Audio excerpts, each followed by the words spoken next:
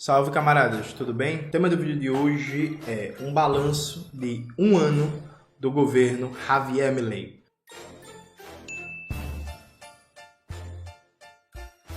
Antes de começar propriamente o tema do vídeo do canal, quero muito agradecer a você que ajuda a manter e melhorar nosso canal a partir do Apoia-se. Seu apoio é fundamental para a gente continuar nosso trabalho. Se preferir o Pix, está aparecendo aqui como QR Code na tela do vídeo. Note, toda a mídia burguesa no Brasil vem divulgando o governo Milei como um governo que está sendo maravilhoso, um governo exemplo, um governo que está controlando a inflação, um governo que está produzindo superávit fiscal, um governo que está provocando crescimento econômico e tal. Vamos fazer um debate aqui sobre o governo Milei e eu vou inclusive falar sobre um erro meu de análise que eu falava no começo do ano e que eu errei. É importante dizer isso, pontuar isso. Vamos lá. Primeira coisa, outro dia desse eu estava assistindo um vídeo desses neoliberais lixosos e aí o cara, que não vale nem a pena citar o nome, ele trata como se fosse uma grande novidade, uma grande genialidade de teoria econômica, dizer que numa recessão nem todos os setores estão em recessão ou estão em queda acentuada e numa fase de crescimento econômico, de expansão do ciclo econômico, nem todos os setores estão se expandindo. Veja, isso é óbvio,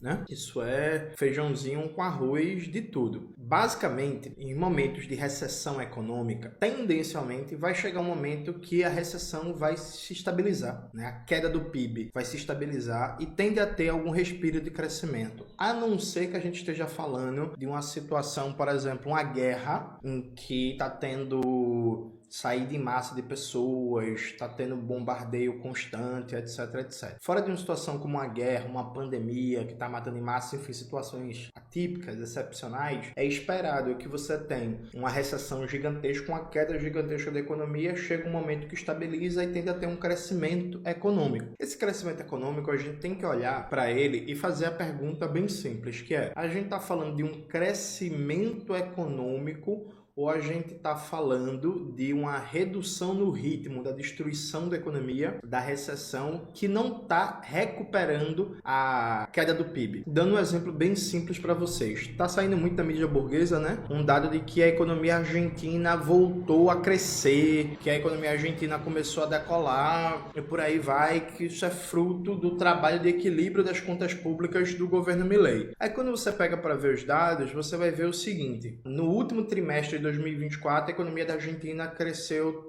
3,9%, certo? No último trimestre. E como foram os trimestres anteriores? No total, a economia argentina decresceu, caiu nos últimos trimestres 7,5%. Isso significa que a queda no PIB este ano é de 3,6%. A economia cresceu no último trimestre, mas ela caiu quase 8% nos primeiros 3 trimestres. Então, o saldo geral é mais de 3% de queda no PIB. Então, assim, a economia não está crescendo. Ela teve um ritmo menor de recessão e uma leve recuperação que é sempre esperada a partir do momento que a economia chega no fundo do poço. Ela tende a estabilizar e ter alguns repicos de crescimento, mas que não compensa a queda geral do PIB. Perfeito? Isso, inclusive, aconteceu no Brasil durante o governo Temer, fruto do golpe, em 2017 e 2018. O governo Temer recuperou a economia, porque a economia não caiu como caiu com o governo Dilma em 2015 e 2016. Se a Dilma não fosse derrubada em 2016, em 2017 e 2018, o índice de crescimento econômico dela seria igual ou até um pouquinho melhor, por causa de algumas características específicas de política econômica, do que o Temer. Veja, isso não tem nada de anormal, perfeito? Então, o debate, vocês querem fazer um debate no economês mais vulgar, de índice de crescimento do PIB, então o debate é, no ano todo, qual é o nível de crescimento do PIB frente ao ano passado, isso por um lado, e o segundo debate é, qual é a qualidade desse crescimento, quais são os fatores desse crescimento. Por quê? A economia argentina cresceu fundamentalmente porque teve uma ampliação da safra, da dinâmica primária exportadora, comparado com o ano passado, que foi uma das maiores secas da história argentina, então a safra caiu ano passado, e esse ano a safra voltou a subir, cresceu as exportações, o agronegócio foi o único setor, junto com a mineração, que cresceu.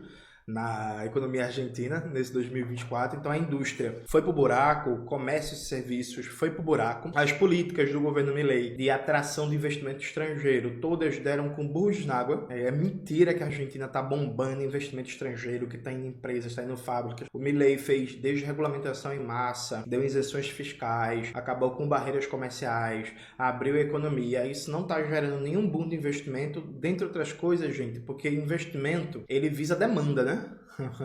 Então assim, vai pra Argentina produzir para vender para quem? Não, mas aqui o imposto tá mais baixo. Sim, e aí? O imposto tá mais baixo, mas o mercado consumidor não é aí. Então vou fazer o quê? Percebe? Claro que uma ou outra empresa vai se deslocar para lá, mas não existe nenhum movimento de deslocamento em massa de plantas industriais ou de investimento estrangeiro direto, né, que conforme a criação de bens de capital, de indústria, nada, absolutamente nada disso. O salário teve uma redução do poder de compra de mais de 16%. Mais de 50% da população está na miséria, né? Então, assim, mais da metade dos argentinos está na miséria. O salário teve uma destruição do poder de compra de 16,7%, mais ou menos. E a inflação, que estão dizendo que a inflação ela foi reduzida, o Milei está controlando a inflação. Veja, a Argentina tem uma inflação de 2,7% ao mês. É curioso, porque no Brasil, frente a uma inflação de 3, 4%, se fala que o Brasil está com risco inflacionário, né? Uma inflação de 2,7% ao mês dá mais de 10% ao ano, viu, gente? Então, assim, é mais de 3 vezes a inflação brasileira. Então, tem uma incoerência aqui. A mesma mídia burguesa que fala que a inflação na Argentina está sendo controlada graças à política do Milei, a Argentina tem 3, 4, 5 vezes a inflação brasileira. Então aqui a inflação está descontrolada, tem que subir a taxa de juros, na Argentina está de boa. Afora isso, essa redução da inflação na Argentina, como eu falei inclusive nos vídeos do canal no começo do ano, era esperado.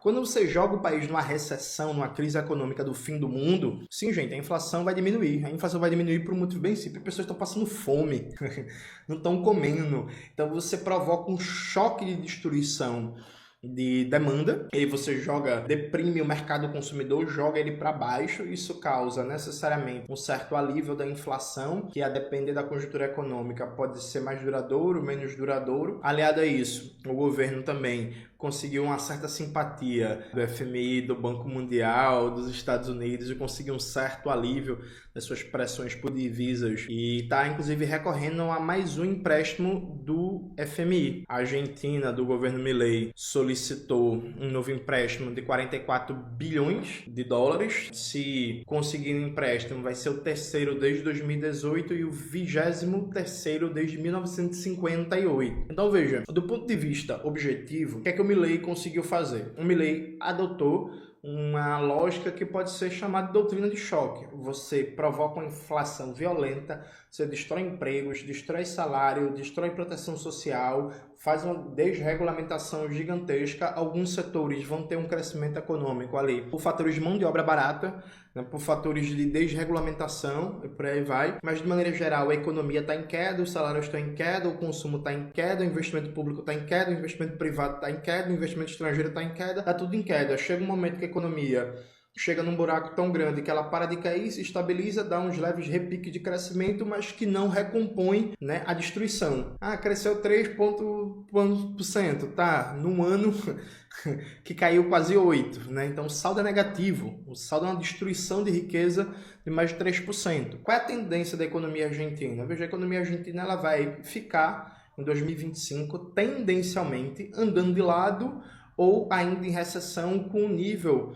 de destruição de riqueza menor, né? Então o PIB vai cair 1%, 0,5%, 2%, ou então com um crescimento meio quase que irrelevante, né? Um crescimento de 0,5%, um crescimento de 1%. Isso a depender do cenário internacional, porque, veja, a tendência esperada é que nos Estados Unidos tenha um aumento da taxa de juros do Fed. Isso vai provocar uma desvalorização das moedas no mundo inteiro, algo que inclusive já está colocado. Como a Argentina é um país hiperendividado, né, em dólar, e tem uma economia semi-dolarizada, o imbecil do Milei está cada vez mais estimulando a dolarização da economia Argentina, se confirmando essa tendência de aumento da taxa de juros pelo Fed, o Banco Central estadunidense, né, isso vai encarecer ainda mais o custo da dívida externa da Argentina. Isso vai provocar mais pressões inflacionárias, mais pressões recessivas e vai criar cada vez mais dificuldades para o país honrar seus compromissos externos, né, em dólar. Então, assim, vai pro buraco. Dali não tem nada de bom. É curioso, né? Esses caras são surreais, né? Eles tomam como exemplo um país que está cada vez mais virando um buraco de mineração, uma fronteira agrícola em um lugar de semi-escravidão. Sabe o que é isso? Veja o grau de miséria, o grau de devastação, de desemprego, de destruição da proteção do trabalho. É tão grande que cada vez mais a gente vai ver fenômenos como jovens saindo em massa do país, procurando emprego fora porque não conseguem, tráfico de mulheres, prostituição internacional, mulheres da Argentina sendo colocadas como vítimas preferenciais de tráfico internacional de mulheres, porque vai ter uma fila de milhões de jovens que não tem nenhuma perspectiva de vida, que estão passando fome, que não tem nenhuma perspectiva de emprego e que vão acabar sendo capturadas de maneira criminosa ou não para rotas de tráfico internacional, crescimento de prostituição na terceira idade, no caso de mulheres idosas, do crime organizado, degradação do tecido social e por aí vai. Então esse é o governo Milei, percebe? Então, assim, é um governo que não tem nenhum dado para apresentar em termos de crescimento, de investimento na infraestrutura, de geração de emprego, de ganho de massa salarial, de redução de desigualdade, de geração de ciência e tecnologia, de industrialização, de nada. Inclusive, é muito curioso, porque a galera faz assim, olha só o governo Milei, ele zerou os impostos. Não, o Milei tira os impostos federais e joga as obrigações tributárias e de serviço público para as províncias. Consequência prática disso, isso vai gerar guerra fiscal entre os entes subnacionais, vai deprimir os cofres públicos das províncias na Argentina. Isso vai fazer com que as províncias mais pobres tenham cada vez menos capacidade arrecadatória de oferecer políticas públicas, o que vai potencializar, inclusive, a concentração urbana nas províncias mais ricas, notadamente Buenos Aires, que vai aumentar a favelização, que vai aumentar a violência, que vai potencializar grupos criminosos, tráfico de drogas, êxito rural, desordenado, todo tipo de desgraça, sabe, que você possa imaginar.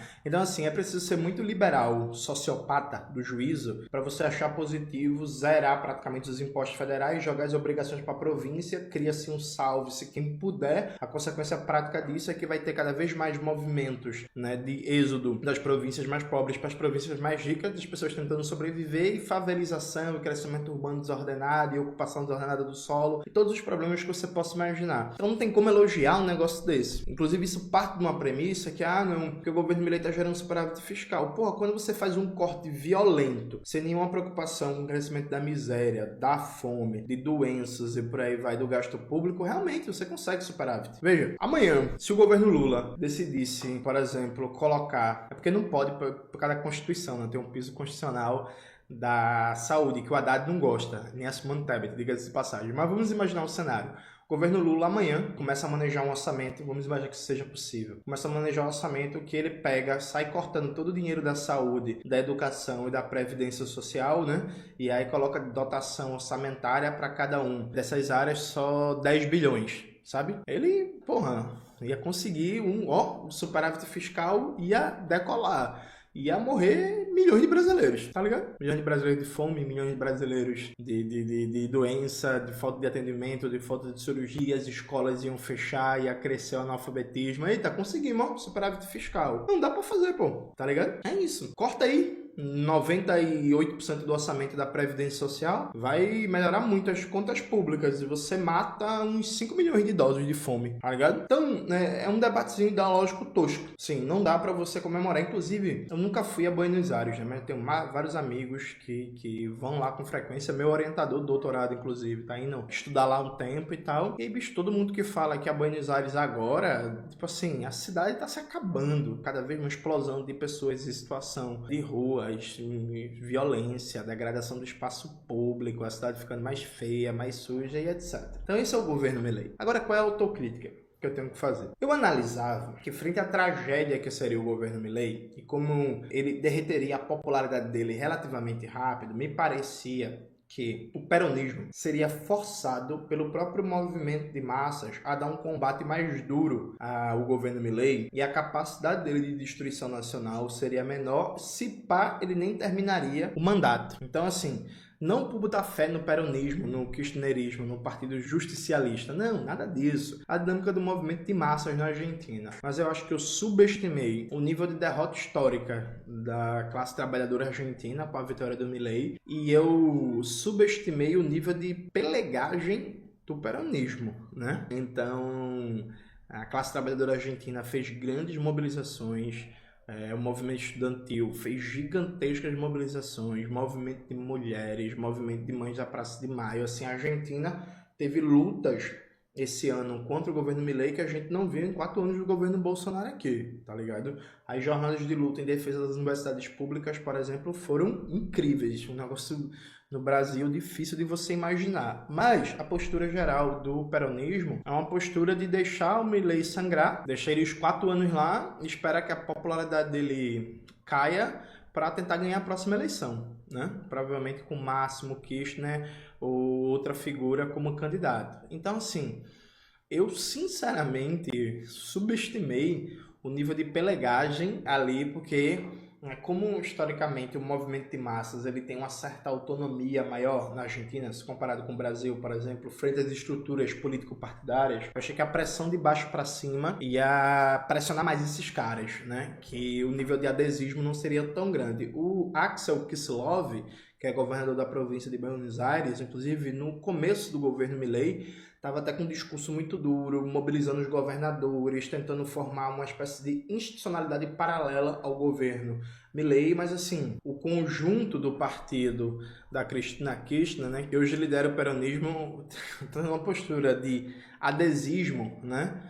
Inclusive com deputados do partido justicialistas, deputados peronistas, votando em vários projetos do Milei que foi acima do que eu esperava. Então, na prática, o que está colocado na Argentina é, deixa o Milei governar e aí espera quando for na próxima eleição, quem sabe a gente ganha porque a situação está muito fodida. E aí, veja, gente, essa tática, inclusive, lembra algumas figuras políticas do Brasil frente ao governo Bolsonaro, mas tudo certo. Essa tática, além dela ser irresponsável com a classe trabalhadora, ela desconsidera que a Argentina ela está ameaçada na prática de sofrer um processo de regressão civilizatória ao ponto de deixar de ser um país de capitalismo independente para virar uma semicolônia. Veja, a coisa está indo de tal forma de destruição e tal, que eu não acho que um governo burguês de esquerda ou progressista tenha capacidade de reconstrução, não, viu? A gente já viu que o governo Alberto Fernandes foi uma tragédia. A Argentina foi um governo horrível,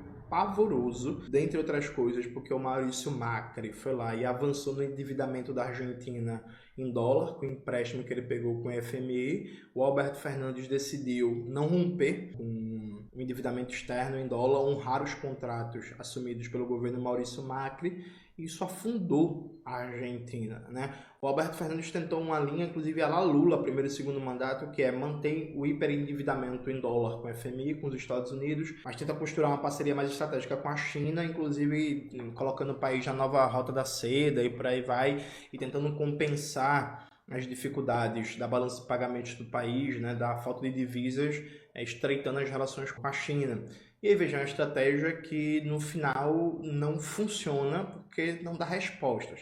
Então a Argentina está entrando num nível de destruição da sua economia, do seu tecido social, da sua capacidade de assenhoramento do território, um nível de endividamento externo, um nível de privatização das suas riquezas, um nível inclusive de fortalecer uma lógica típica dos países latino-americanos, que é, meu irmão, cada um por si, Deus por todos, com a lógica de oligarquização, aliás, reforçamento da lógica de oligarquização, que é isso, tá? Um Deus nos acuda, e aí cada fazendeiro, cada grande empresário, cada latifundiário vai cada vez mais controlar o território, inclusive controlar de maneira armada, né? Sobre vários aspectos. Então, me parece que a Argentina tá indo para um buraco que para sair é muito, mas muito difícil. E essa lógica de revezamento de governos, né? Vem um governo de extrema-direita, depois vem um governo progressista. O governo progressista que não resolve nada, perde para vir outro governo de extrema-direita. A gente ainda está entrando numa lógica que nem isso vai funcionar mais, porque o grau de degradação do país é tão grande que, assim, vai ser difícil falar da Argentina até, inclusive, enquanto um país, sabe? Se o Milei terminar um mandato. É claro que eu continuo botando muita fé na classe trabalhadora argentina. Eu acho que é uma experiência de luta, é uma experiência de mobilização, uma experiência de resistência de ruas ali muito interessante que pode, inclusive, dar fim ao governo Milei antes do tempo, a depender do desenrolar da luta de classes. Mas é isso, o que a gente tá vendo é um projeto de barbárie aberta, sabe? É uma lógica de projeto de uma distopia, um inferno liberal fascista. E é isso, cada um por si, miséria e prostituição e trabalho infantil e tráfico de mulheres e desemprego e violência e tal. A Argentina, inclusive, já isso vai acontecer em massa. Os grupos criminosos internacionais vão olhar para a Argentina e vão pensar assim: ei, menino, a gente tem aqui uma oportunidade em massa de fazer da Argentina o nosso território por excelência, né? É que foi o que mais ou menos aconteceu com o Equador.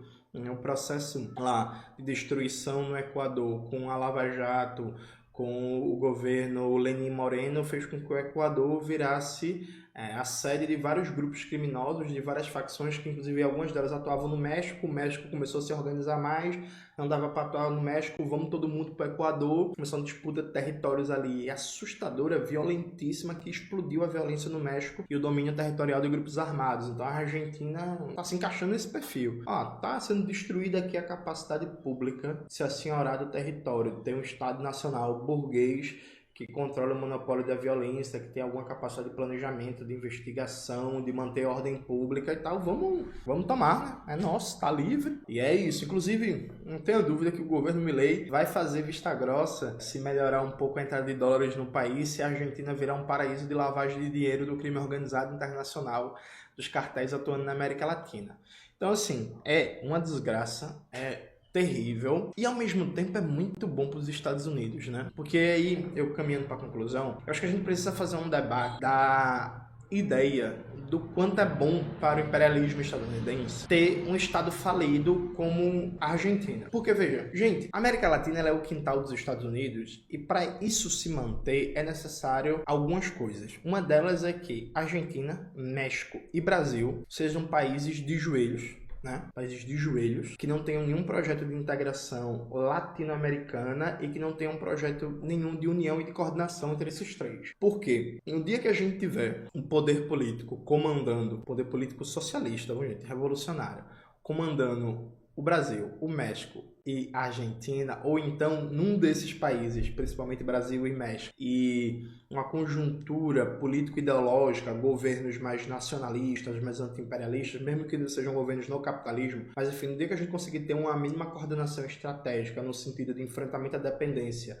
ao subdesenvolvimento e ao imperialismo nesses três países, eles dão um centro dinâmico da força da América Latina, né? Então a coordenação entre México, Argentina, Brasil e trazendo para a órbita Colômbia, Venezuela e Chile arrasta todo o resto, né, junto, né, a força gravitacional. Então, o segredo da integração latino-americana, a chave da integração latino-americana está no Brasil, México e Argentina, trazendo como força gravitacional Venezuela, Colômbia e Chile. Coordenando a ação desses países, é isso. Muda o sentido geoestratégico da América Latina e o seu papel enquanto quintal dos Estados Unidos, né? Reserva estratégica de força dos Estados Unidos. Veja, um dos jeitos mais eficientes de você sequer ter que lidar com essa possibilidade é você destruir um país, né? Então, transformar a Argentina no que era Cuba antes da Revolução, no mero bordel dos Estados Unidos, junto com buraco de mineração e grande plantation de soja, é perfeito, né? Você destrói o país, joga o país no buraco,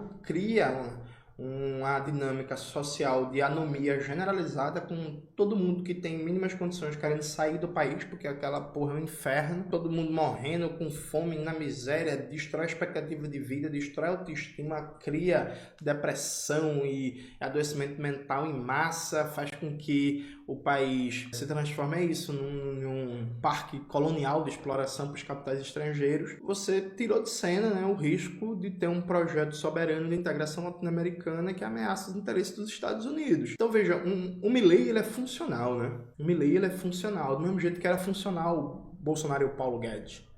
Perfeito? Então acho que a gente tem que olhar os elogios da mídia burguesa no Brasil e dos liberais brasileiros ao governo Milei por esse prisma.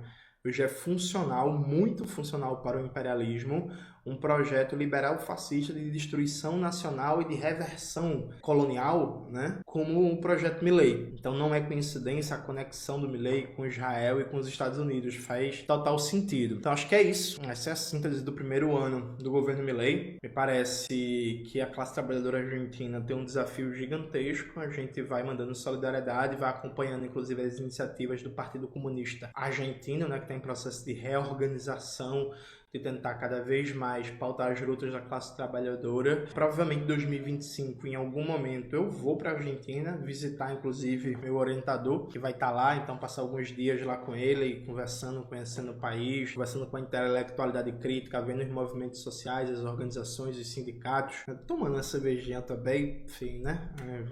Em algum momento eu vou aparecer na Argentina em 2025 e é isso, vamos torcendo, vamos acompanhando, porque a derrota do projeto burguês, nesse momento representado pela dupla Milei-Macri, não é só fundamental para a Argentina, é fundamental para toda a América Latina. Acho que essa é a questão fundamental. Estamos falando de um tema de interesse estratégico latino-americano, da nossa pátria grande socialista, né? Então é isso, gente. Em 2025 a gente vai tentar falar muito mais da Argentina, inclusive, quem sabe aproveitar que o meu orientador no doutorado tá lá para chamar ele pro canal para falar como é que tá a situação na Argentina, ele que vai estar lá em loco, enfim. Vamos ver. É isso, gente. Espero que vocês tenham gostado do vídeo hoje do canal. Não se esqueça de se inscrever no canal, ativar o sininho, curtir esse vídeo, compartilhar tudo isso que vocês já sabem. Um beijo e até a próxima.